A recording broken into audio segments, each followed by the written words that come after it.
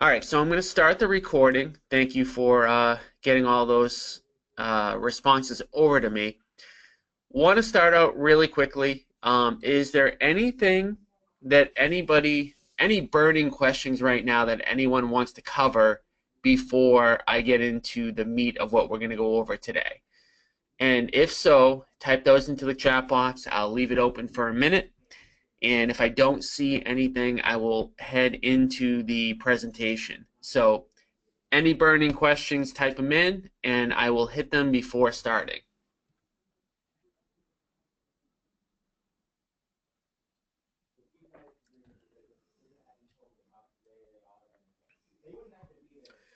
All right, so as of the second, not seeing anything come in, so I'm going to jump right into it. If you do have questions at any point along the way, type them in and I will get to them. The first thing I want to cover is I now have a website where I'm going to be dumping a lot of the training and kind of tutorial stuff on, which is just my name, tomcafarella.com. And so a lot of the information and interviews and stuff like that that you guys might want to check out are going to be on this page. So I don't want to go into this page in too much detail, but if you have any interest in kind of getting some additional information outside of what I give you in the day-to-day training, just head over to tomcafarella.com and you can take a quick look. The one thing I do want to point out is an interview here. Let me just see if I can find it. This one may not have been posted yet, but it was actually an interview with Mary Kane, who was one of the first people who came on board with me out of South Carolina. And Mary's actually in a really slow-moving county in terms of leads. She's getting actually far less leads than some of you that are on the line right now. But she started with me, I think it was the end of 2016, and it's just about a 20 to 30-minute interview of kind of all of the negatives and positives that she's gone through over the course of working with me. And so it's definitely one that I would recommend checking out if you are generating leads right now and going on appointments, because obviously a lot of times I highlight some of the positive stuff, but it's also important to hear some of the negative stuff as well and how she dealt with it and overcame it. And one of the things that I wanted to cover on that interview that is definitely really pertinent and important is a deal that Mary did that kind of the premise of it is that it's one of the fears that a lot of people have, which is that if they go out and they make an offer that's too much, what are the negative consequences of that?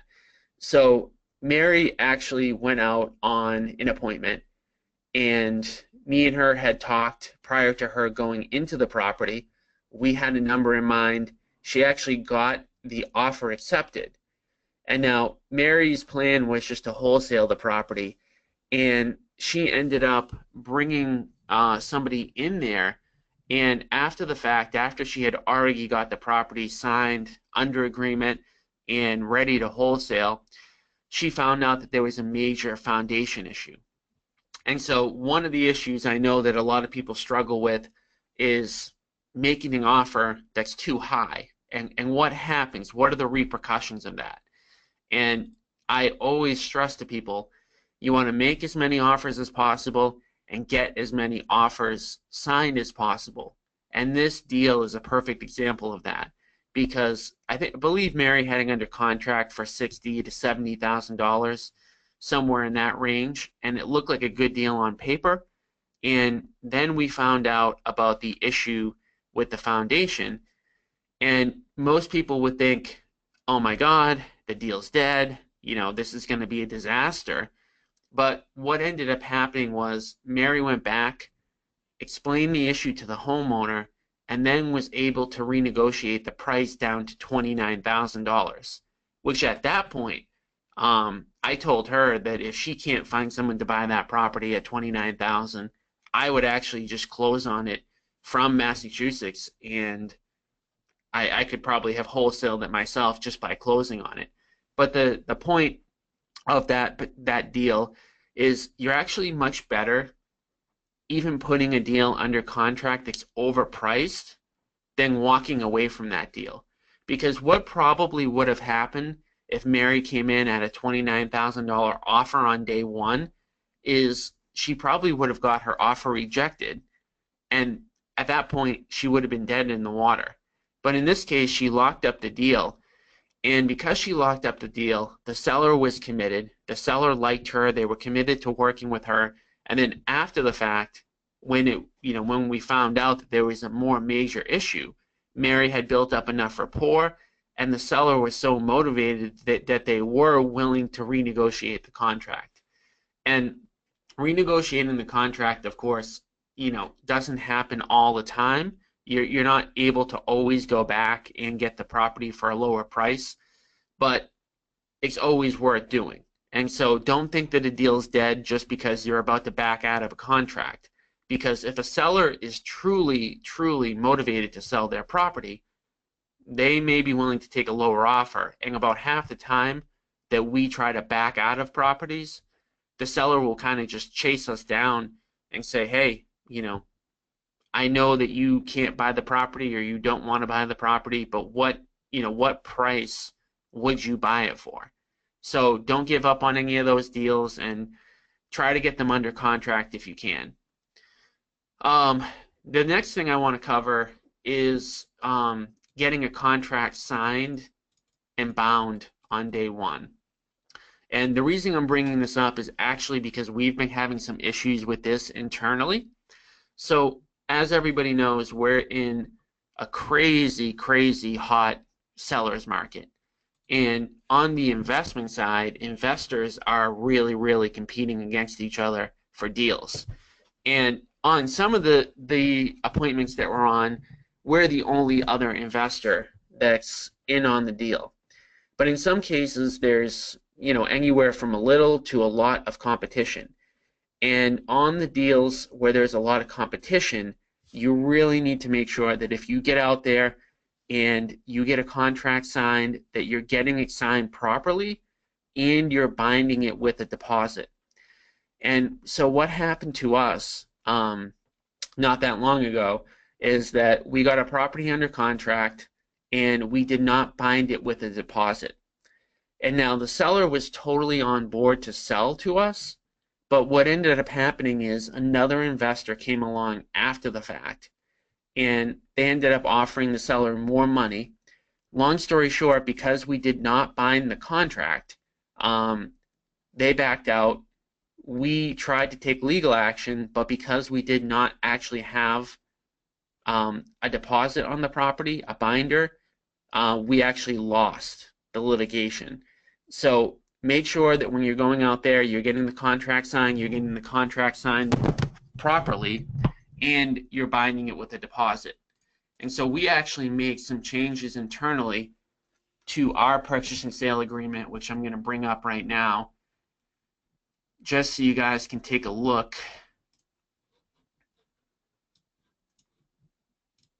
Regarding the deposit. So we actually created let me just pull this up really quickly. So we did two things. First of all, we made our purchase and sale agreement pretty much dummy proof. So every single line item here that we would have to fill out, we highlighted in yellow. But then we also put these little markers to know exactly what needs to go in each box. Again, just to make it really dummy proof, what the amounts are. Because if any of these things are filled out wrong, it's possible that if the seller gets another offer, they can use this incorrectly filled out contract to try to back out of the deal. And again, this is really only important because of the market that we're in. And so this is the document here that I'm really referring to, which is the deposit receipt. And so now every time that we give a seller a deposit, we make them sign this one-page deposit receipt to make sure that they've actually acknowledged that they've received the deposit. And then we actually take a picture of the check that we give them. So just something to be aware of, that it does happen. You want to make sure that you're getting the right contract signed, you're filling it out properly, you're binding it with a deposit, and I would highly recommend using this deposit receipt if at all possible. If you guys have any questions on that, just type them in. I'm happy to cover anything, you know, related to contracts as well. All right. Someone just mentioned we lost audio. Can everyone still hear me?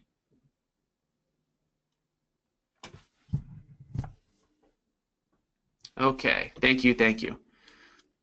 All right, guys, so let me just go through these questions. So, do you call all of the people on your mailing list? All right, so yes, we do. So when we mail, we both mail and we call. And so what we have internally in the Boston market is we actually have a database of every single seller whose house we want to buy, and they're segregated by city. And so when we do a mailer, I'll just show you here an example of what this looks like.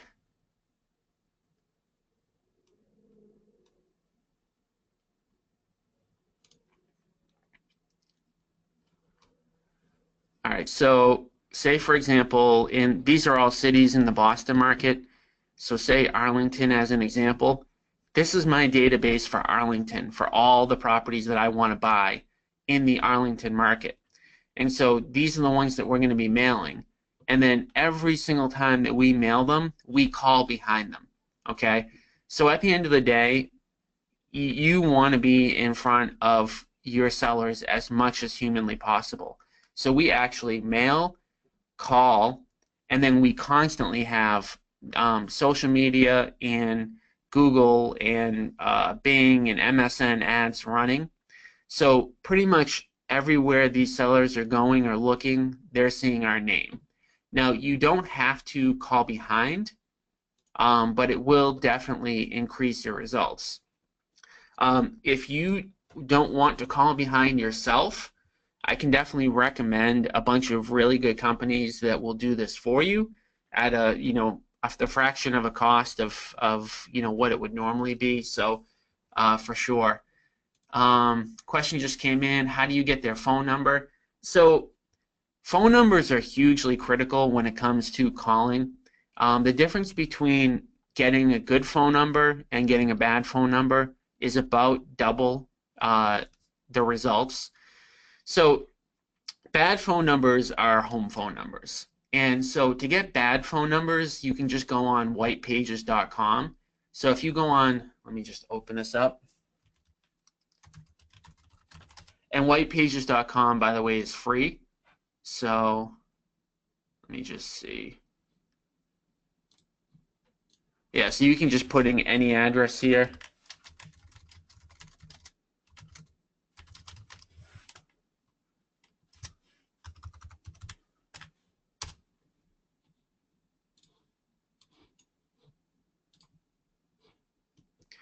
So you just put in the address into whitepages.com and you can get a phone number. There's a couple other sites that are, so Whitepages is free. The second tier up from that is Intellius. So Intellius, I believe, is about $30 a month. Intellius definitely has better records, but still not great. The third tier up is, what's the name of the company here? Man, we use it every day too. I'm drawing a blank though. Oh, Cole Realty Resource. So Cole is pretty good because they actually have some cell phones. So if you sign up for Cole, I believe it's about $1,500 a year to $2,000 a year. But the difference between Cole and say White Pages is what we call the contact rate.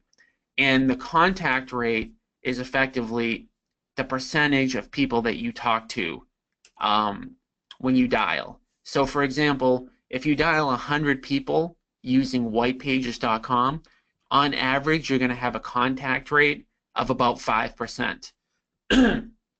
On Cole Realty Resource, the data is much more expensive. Like I said, I think it's $1,500 or $2,000 for the year, but you're going to reach about 10% of the people that you call. So if you're calling, say, for 4 hours, instead of you getting one appointment with White Pages, you're going to get 2 appointments with Cole Realty Resource. So for sure, I mean, if you're in this business full time and you can afford to do Cole Realty Resource, 100% I would definitely do it. Okay. If they say no to sell, when do you call them back? So, I mean, that depends on how badly you want that particular property. If that's one that you absolutely need, one specific property that you absolutely need, I would probably call them on a monthly basis. But if it's not, it depends on what they say. So the first thing is, anytime that you're making a cold call, you want to make sure that when they're saying no, that it's a real no. Because anybody that's being telemarketed to, their initial reaction without any question is to get you off the phone. Now, there are very many times where a super motivated seller, their first response is going to be no. So you need to kind of push through that and to see if it's really a no or they're just trying to get you off the phone. And so what I try to do when somebody says, no, I'm not selling, I'll try to phrase it like, well, would you consider selling in 6 months from now, a year from now, 5 years from now, 10 years from now, and just try to get some sort of time frame out of them. And typically speaking, they'll give you some sort of time frame, or the people that aren't motivated to sell at all will say something like, I'm going to die in this house.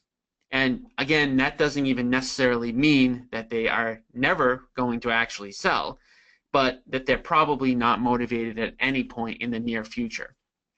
When you're calling a seller, or even if you're just talking to a seller in person, a lot of times their time frame can be a lot different than ours. So I've had sellers that have told me that they're not going to be selling at any point in the near future, and then I push further, and to them that meant 6 months. So I've had sellers that were 6 months away from selling, and they're telling me that they're not ready in any way, shape, or form, because to them 6 months is a long time away. Of course, to me as a real estate professional, 6 months is right around the corner. So you want to make sure that it's really a no. What CRM do I use? The CRM that I use is Follow Up Boss. So www.followupboss.com. It's right up on the screen here. I think for one user, it's $79 a month. I pay a lot more than that because I have a ton of people, but yeah, I think it's the best. Yeah, $79 a month for an individual. All right, so let's see here. Does cold calling work well for you? Yes, cold calling works really well for me. If so, how do I do it? Who do you call? What do you say? So the way that we do cold calling is really simple. The first thing is we want to make sure that we are calling the people whose houses that we want to buy.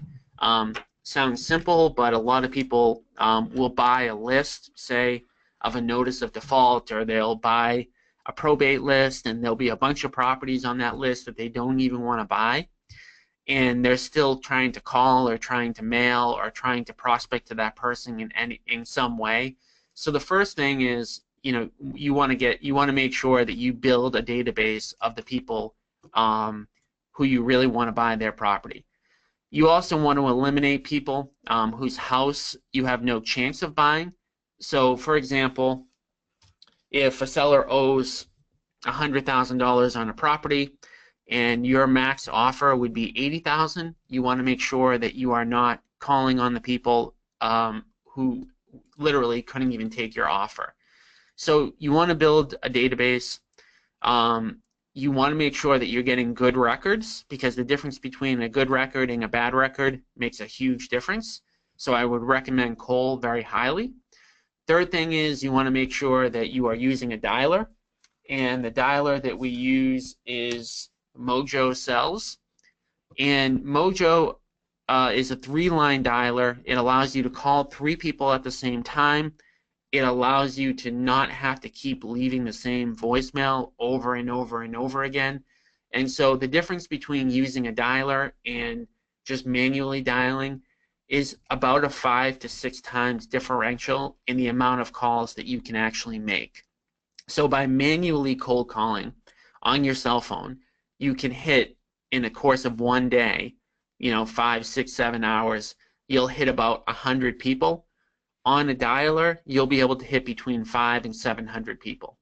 So you need to build your database, get good records, put them in a dialer, call them. What we say is very simple. We're a local home buyer that is looking to buy properties in your area, and we'd love to make you an offer. Is there a day that we can come out and take a look at your house? So when you're cold calling, you're really you're trying to get through as many people as possible to get to the right person. And so on average, for every 3 to 4 hours that you call on a dialer, you'll book 1 appointment. And so for the most part, most of the people, you're going to be leaving voicemails, you're going to be dropping voicemails, you're going to be clicking to the next call. And so it's actually, cold calling is pretty boring, because again, even if you do this correctly and you have the proper records, you're only going to be reaching about 10% of the people that you talk to. So you're not going to be talking to a lot of people. In any given day, if you do 500 calls, maybe you talk to 50 people. So really, once you get the person on the phone that's interested, it's just a matter of trying to get out there and see the property. Someone just asked, can I say the script again? It's really simple. We're just saying, hi, my name is Tom. I'm a local home buyer. I'm looking to buy properties in your area. Would there be a day and time I can come out and take a look at your property to make you an offer? And a lot of times they'll actually say, we pay great prices. There's nothing on the market right now for us to look at. Would you even consider it? And just see where the conversation goes. And really, to be honest with you, just like when you're mailing, it's really not necessarily how good the actual copy of the letter is, or how the envelope looks, or what you say on the call. It's really the frequency. So I'm not the best speaker in the world, but I could kick the crap out of anybody on the phones because I'll dial more phone numbers. So it's a matter of actually the volume. You could have the best speaker in the world, the best salesperson in the world on the phone, but it really doesn't matter if they're doing half of the calls that you're doing, you're going to beat them every single time. So don't get too caught up in scripts, or don't get too caught up in exactly what to say. You're really just looking for that person who may be interested in letting you come out to their property. All right. Any questions on that? Type them in. Go on to the next one. I'm having trouble creating my cash buyers list. I want legitimate, serious buyers. I like that one. There are a lot of not legitimate cash buyers. Can you please give me the best methods to solve this problem? Yeah, so finding cash buyers in this market is actually ridiculously easy.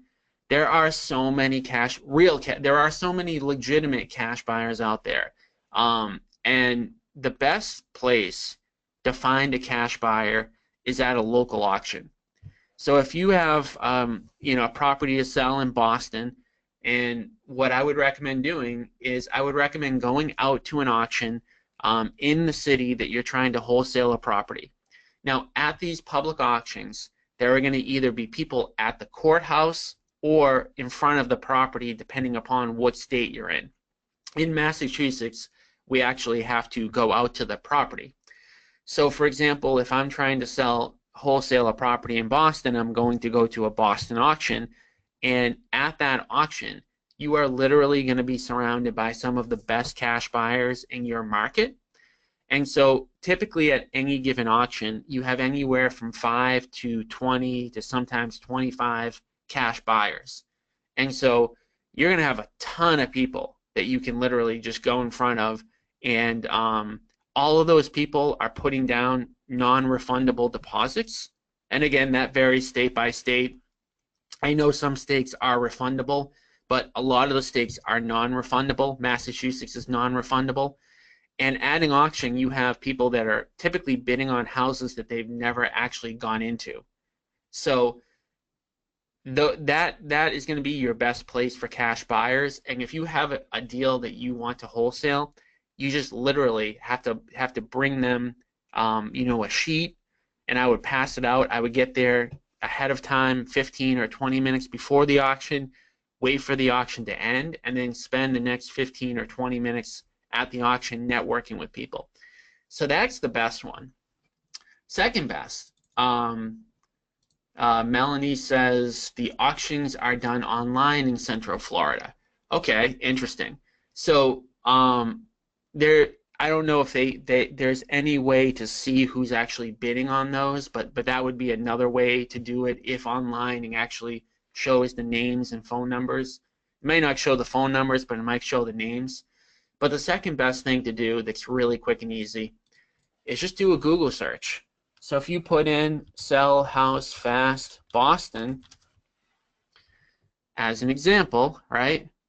So this one's us right here. So all of these people that have the ad next to them are paying Google to show up here. Okay? If you're paying Google to show up here and you're paying for clicks, you're paying big money for marketing. Now these people, I can guarantee, everyone up here, for sure, will buy a deal. And they have the money because they're paying big money for this. And then I would also even go below, like we come up this, so below here is what we call organic. And so we come up first for organic. The people who are up here for organic typically have paid to have their website search engine optimized. And so these people are also going to be really good cash buyers. So what I would do is I would make a database of all of the people that are on this first page. I would go all the way, like I'm just seeing these, like this is a friend of mine who's technically a competitor.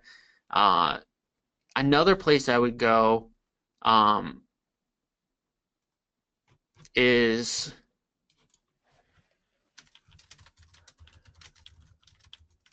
so I don't know if everyone's familiar with the company called Homevestors, but Homevestors is a national franchise, basically a national home investing franchise. And so they typically have anywhere between 5 and 20 franchisees in any one given area. So if you were to Google Homevestors Boston,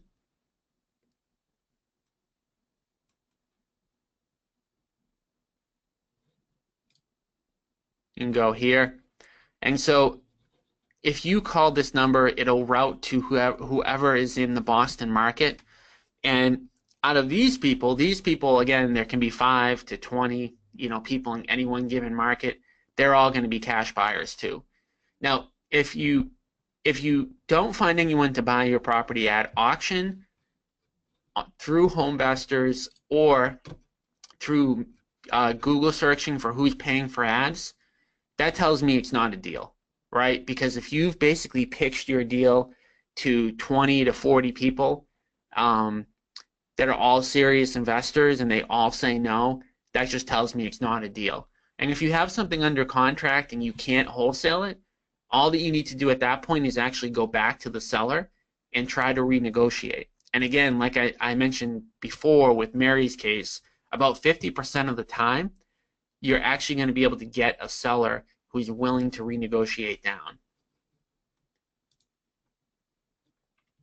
Okay, got another person in Florida. They went to an auction yesterday in her county, but the tax auctions were online. Yeah, so I mean, you don't need to go to an auction. I mean, auctions are a great place if you have them and you can definitely talk to people in your area. I would highly suggest doing them. But if you just go to Homefesters and if you go to Google, that's another way. And again, if you pitch 10, 15, 20 people and they all say no, it's flat out, it's just not a deal.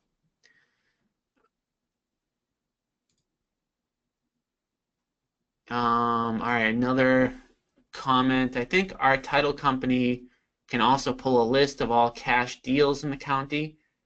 You wouldn't get phone numbers, but you would get names and addresses. Yeah, definitely. I mean, so there's a bunch of other ways to get cash buyers. I actually have a really good training on cash buyers for the people that are in my program, and I would definitely go through that if you can. I'll just open that up just so you guys can see where that is. So this is the folder for everyone that's working with me. And so if you guys go into the Dropbox link and number 7, building a cash buyers list, these are all the strategies that I would recommend doing to find cash buyers. And there's 1, 2, 3, 4, 5, 6, 7. These are the top 7. You can do what you're talking about, which is basically go in and you can go into your tax records, or you can work with the title company to find who's paying cash, and then you can research those people. That's going to take a little bit more effort, and these methods that I'm talking about here are just quicker and faster, but you can definitely do more research as well. All right, so cash buyers. All right, let's move on to the next question here. I like this one. When considering the purchase of an investment property, it is always a bad idea to fall in love with the property. Yes, that's definitely true. Instead, you should let the numbers talk to you. My question is, to what extent do you let your gut tell you don't do it despite what the numbers are saying? Man, this is a really good question. And I can tell you, I have lost a lot of money on deals where the numbers were right on paper, but my gut told me not to do it. Okay, so I'm going to give you what I think are the most common examples of your gut telling you not to do it, but the numbers seem right. So when you're running numbers, you're always looking at things like square footage, but square footage, where the property is located, comps, stuff like that, but things comps can't tell you. Comps can't tell you about a really bad layout. Things like low ceilings, bad feel to the property. Okay, so I've bought a bunch of houses where, I went inside it and the comps, bore out that I should buy the house. But at the end of the day, these properties were properties that really nobody was going to want to live in. So in this investment business, you're going to be in front of a bunch of different types of properties, all the way from luxury properties to properties that nobody is going to want to live in.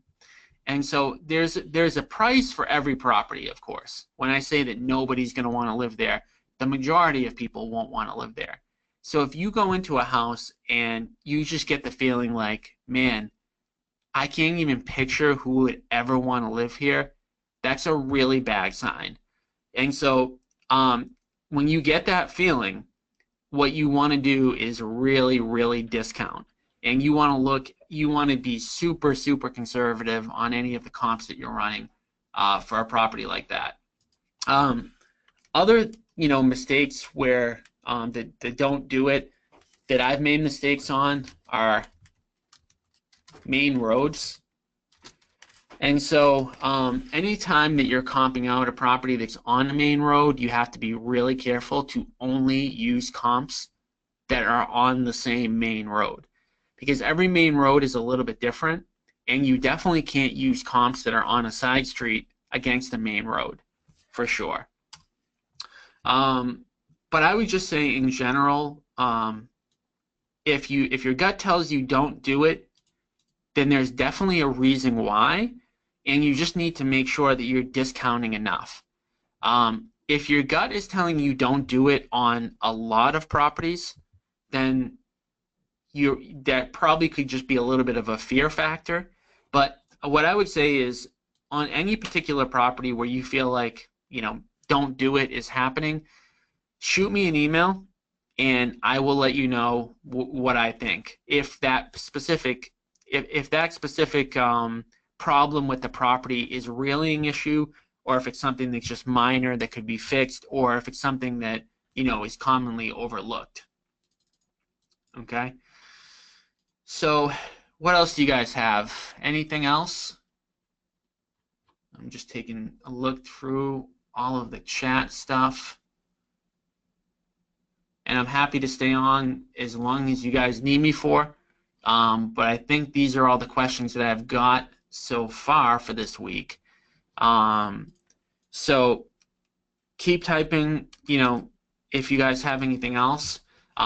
We're going to be doing these every single Thursday, pretty much forever. Same time, 9 until whenever you guys need me. So, I'm happy to stay on. There's going to be some additional exciting things that I haven't yet released. One of the things that I will mention now is I'm going to turn this into a Facebook group. So what we're going to be able to do is throughout the course of the week, if you guys have questions throughout the course of the week, you're going to actually be able to ask them in a Facebook group and get real-time live answers from me. So I'll be checking that. I don't know how many of you on the line use Facebook groups, but Facebook groups, first of all, let me just say, they are really, really good for wholesaling deals. So there are a bunch of real estate investment groups. So let's just say, well, here's one that just came up, real estate investors in Virginia. So for example, if you were trying to wholesale a property in Virginia, you could actually go in here and literally just post some of the details. And, well, here's one right here. This person here is trying to wholesale a deal in Baltimore. So whatever town you're in, I would highly suggest you type into Facebook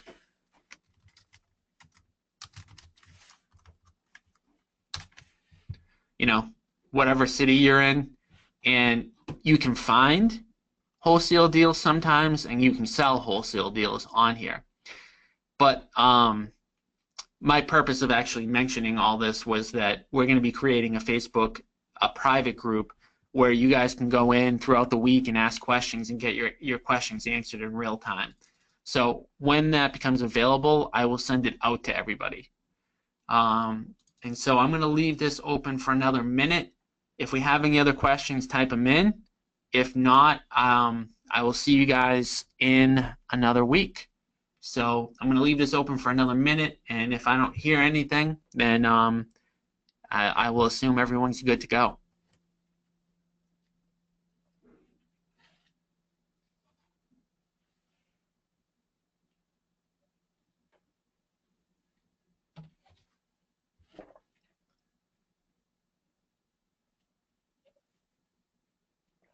All right, we do have somebody that jumped in at the end. All right, best source of leads, man.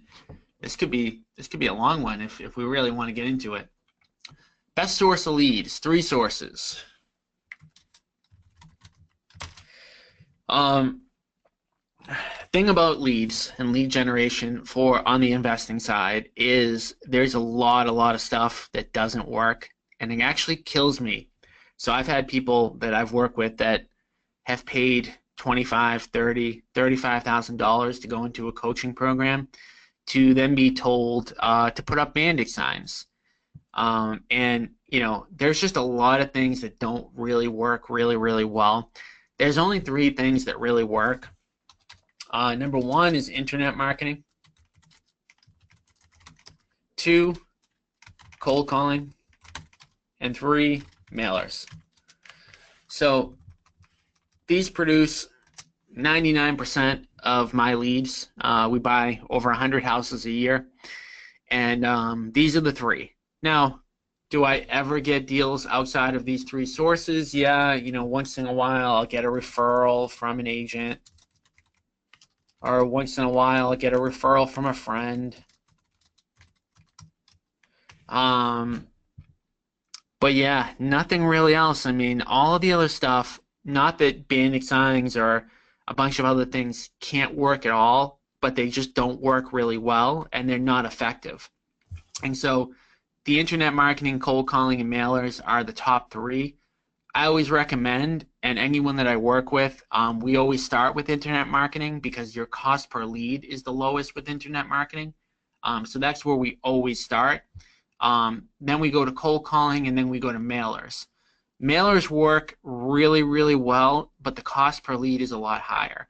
So we typically wait until we've maxed out internet marketing and cold calling before we even touch mailers. But mailing definitely works really, really well. So Tom, I don't know if that answered your question. I'm happy to go into any more detail if you want.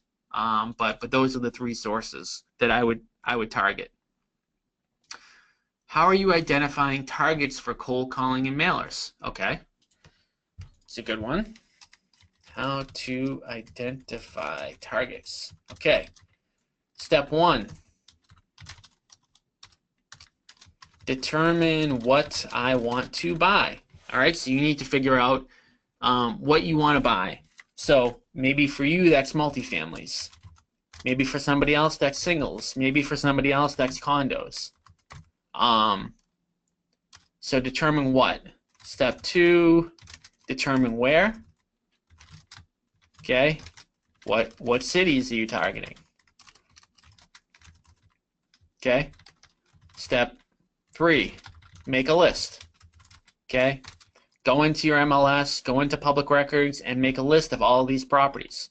So for example, if I want to buy single families in Malden, Mass, there are about 4,000 of those. 4,000 of those, okay? So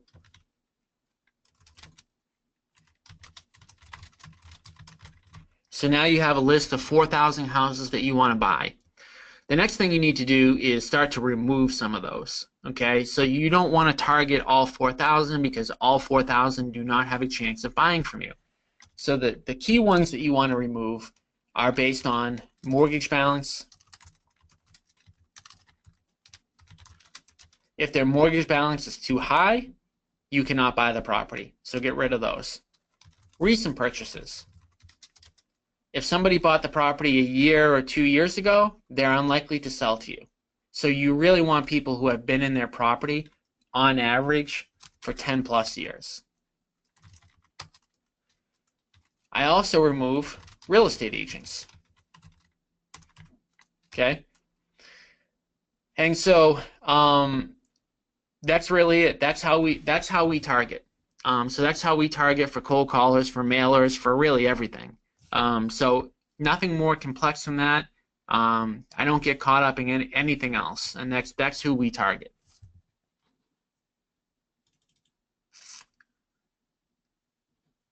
Ron, is this webinar recorded? Yes, this webinar is recorded, and I believe you're on my list, so you should get a copy of this. I send this out after the fact, just in case anybody missed the call or wants to review anything that we go over. So, but Ron, you're on my team, so you don't need anything recorded. You can just ask me directly if you need any help. I mean, anybody on this call could ask me directly if they need any help. But if you do want the recording, I will definitely send it to you. So, all right, guys. Anything else? Again, I'm happy to stick around if there are more questions, but I don't see anything else coming in right now.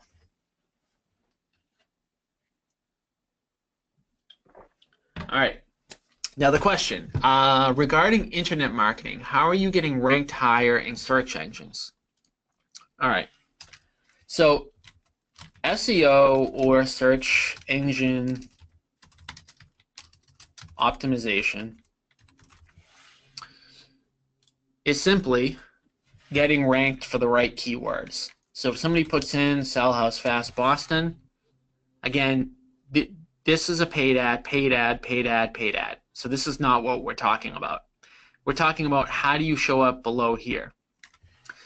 And to show up below here, there's a lot of factors. But the bottom line is that you need to be tagged for the right keywords. So if you type here, you'll actually see that in the header, sell your Boston area house fast, right? So sell your house fast Boston shows up right there. So it's keywords. It's also determined on how many people actually go to your website. So a lot of people go to our website. A lot of people, after they type this phrase, then go. So if someone types this phrase and then says, oh, this is not relevant, and I'm going to click here, and they click here enough times, or here enough times, that will actually push the rankings higher. Search engine optimization is not worth it for somebody who's not doing the other marketing methods. So I talked about the 3 things that generate leads. When I say internet marketing, I meant paid, not unpaid. Search engine optimization, to show up first for a keyword like this, takes a long time. It usually takes at least 6 months to a year, sometimes longer, depending upon how commonly searched the key search is. Now, I don't get very many leads from this. So when somebody types in sell my house fast Boston, most of the time they're actually clicking above here. And as you can see, somebody has to do a little bit of work to actually even get to the first ranking here. So they have to go through 1, 2, 3, 4, 5, 6, 7. They have to get to the 8th one just for me to show up. So for me to show up first on SEO, someone has to click down 8 slots. So we don't generate a lot of leads here. It takes a lot of time and effort, and Google can at any point change the algorithm. So what works to get your site ranked high one day can be completely changed the next. So it would definitely not be the place that I would start. How do you learn how long the homeowner has been in the house? So if you have MLS Access, that's the best way. So let me just show you an example.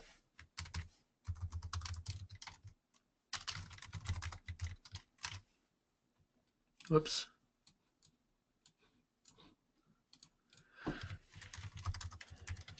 Just going to look at, oh no, hopefully someone did not change my password.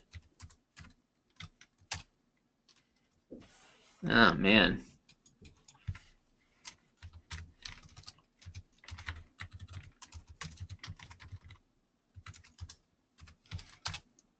All right.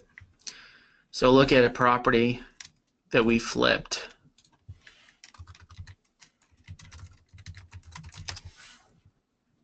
Okay. So this is public record for Massachusetts, and it's in the MLS. And if you're not licensed as an agent, I would highly, highly recommend doing it. All right, so if you look at the sales history here, you will see Ocean City Development, which is my company, we paid $280, and then on 12/19/2013, this person here bought it. All right, so that's the person who bought the property. In MLS, in Massachusetts,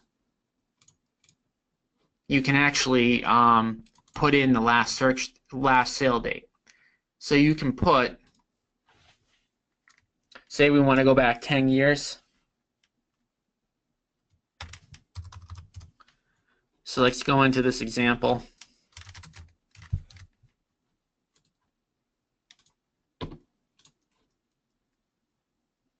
All right, so these are all the properties. The last sale date is before 2007. And in here, you can actually see the sales date. Most MLSs across the country have this same feature. All right, so again, if I wanted single families in Melrose that were older than 10 years, you could run that. And as you see, 3976 show up. You can select them and you can actually download them. And this is how we create a database locally. Did that answer your question, I hope? If you do not have MLS Access and you're not an agent, there are list companies out there that will actually have this data as well, but you have to pay for it. So ListSource, I think, is one. Yeah. So like you can just buy data from this company here, and you can build a list.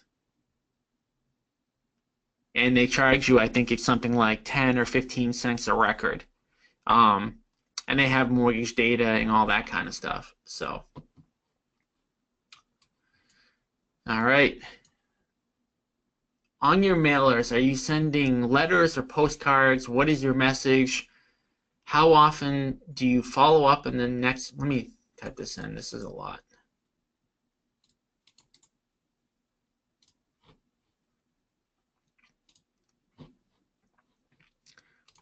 I'm going to put this up on the screen.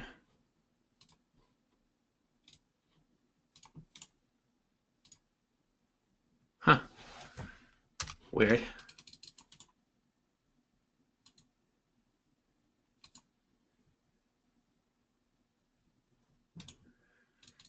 All right, it's not letting me copy and paste. On your mailers, are you sending letters or postcards? We send letters, but it doesn't matter. And it doesn't matter at all. Again, it's a frequency thing. With cold calling, with mailing, with internet ads, it's all the same. It's frequency. Frequency is 99% of it. Do you want to send a bad letter? No. Do you want to say something? Do you want to be smooth on the phone? Yeah, it helps a little bit. But the reality is it's a frequency thing. So I'm going to open the letter that we send just so you can have an idea of what it looks like, but it really doesn't matter. So all our letter is saying literally is, you know, we buy properties as is, we pay cash, we close on your time frame, you don't pay commissions, blah, blah, blah. Phone number, our website URL, you know, nothing magical whatsoever. You can get creative with letters and, you know, stuff like that, but I'm not a big believer in it at all. I think it's all a volume business.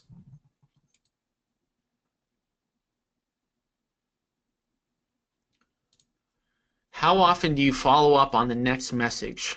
I don't understand that question. What is the next message? Like how often am I mailing? My mailing frequency? Is that what you mean?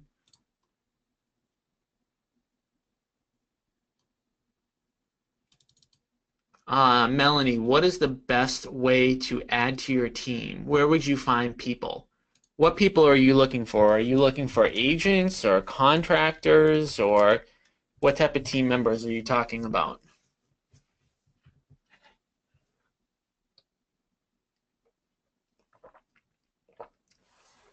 And Tom, how often do you follow up on the next message? Let me know what you mean by that. I'm not sure.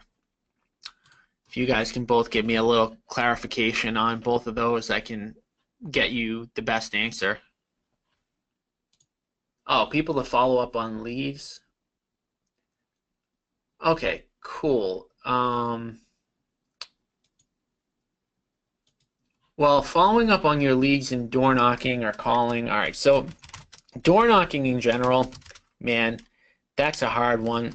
I don't recommend doing it because the reality is it's such a hard process to manage. Most people are going to quit. First of all, most people are too scared to do it. Okay, but then even if you find somebody who's not scared, you really have to track them. You have to track what they're doing, and then you get into issues like weather issues. So, you know, it's too hot, it's too cold, it's raining, there's a lot of off days, etc. It's just really, really tough. Door knocking is like a catch-22 because door knocking really, really works. Um, but it's just hard to find somebody good to do it on a consistent basis. And until you do the other marketing methods, until you figure out cold calling, internet marketing, and mailers, I wouldn't even think about finding somebody to door knock. To call, that's a different issue. So calling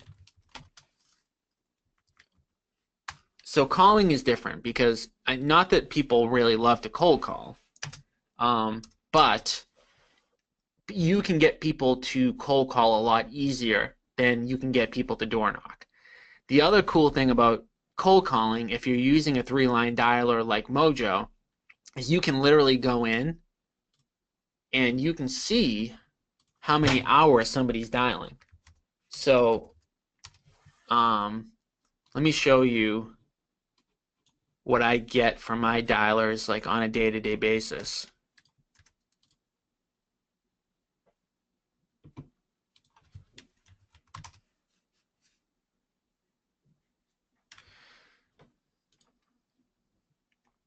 So on a day-to-day basis, I get this from people that are calling.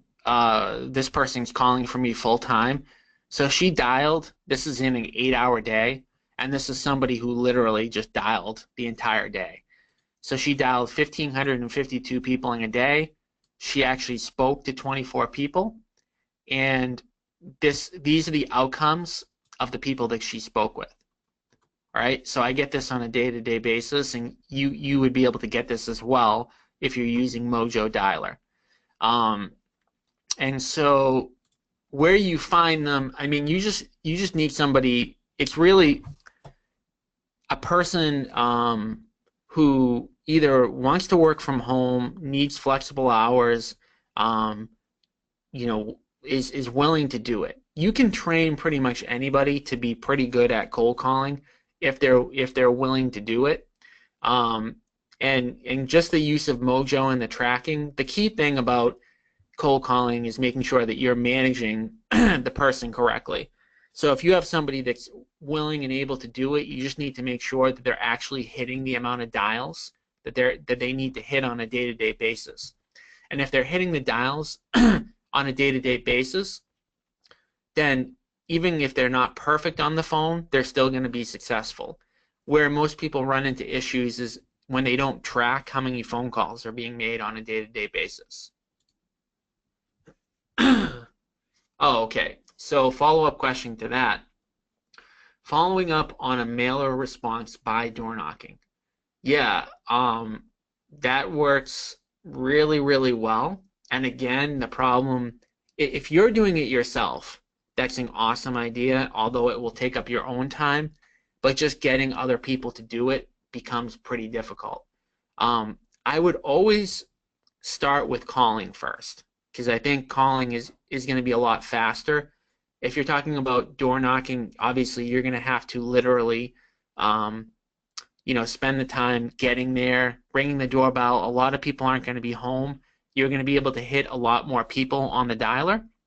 But I do think door knocking is really effective, especially like in your example, if you're farming a specific area, farming an area, through door knocking can work really well. So if you're talking about specifically, one neighborhood that you really want to get listings in or you want to do deals in, I think door knocking is great, but I would always start with the dialer first because it's just a lot more efficient.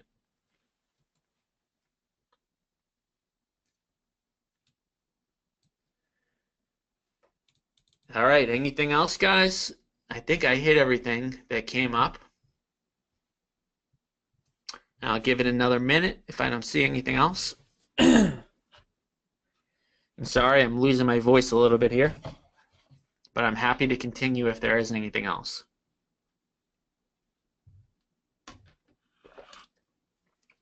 Response rate on your mailers. All right, so Tom, I don't look at response rate as actually my goal. So my goal anytime I'm doing any sort of marketing, is cost per acquisition. And what I mean by that is how much did it cost me to do a deal? And the reason I don't track the response rate is response rate can be a little bit misleading. Because, for example, a lot of times the people that I'm targeting specifically to buy their properties, the people who have been in their houses 10 plus years, aren't behind on their mortgage,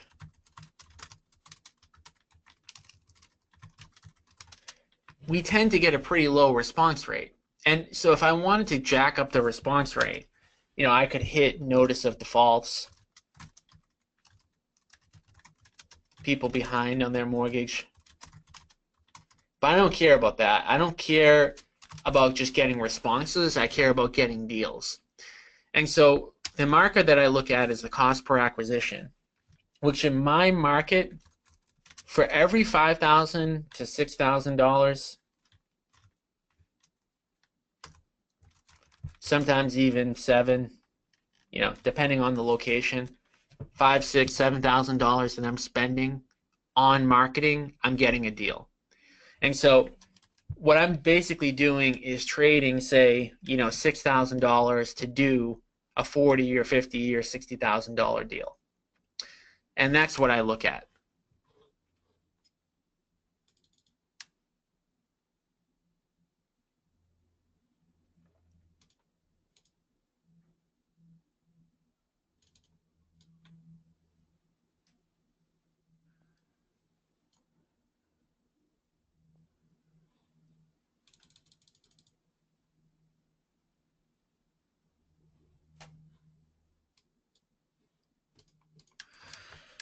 So how many letters am I sending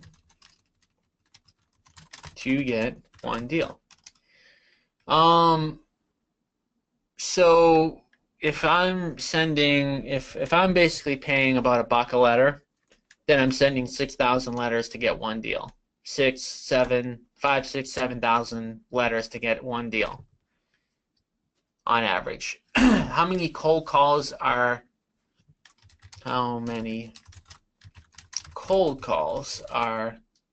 made to generate a deal? Okay, so on average, for every 4 hours we are calling, we get one appointment. For every 10 appointments we do a deal. Okay, so essentially, for every 40 hours we get a deal. Okay, on the dialer we can hit about 100 people an hour, so we are calling about 4,000 people to get a deal. And that's what it looks like in the cold calling world.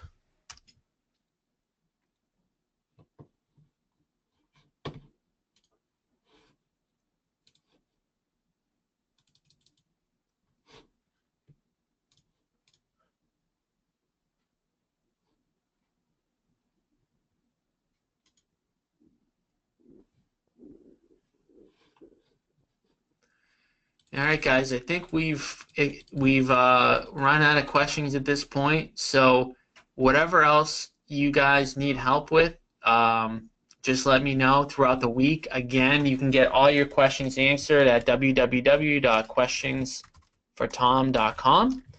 And I look forward to seeing everybody on the call next Thursday at 9 o'clock. And if you need me for anything privately, just let me know. All right. Thanks again. Talk to you guys next week.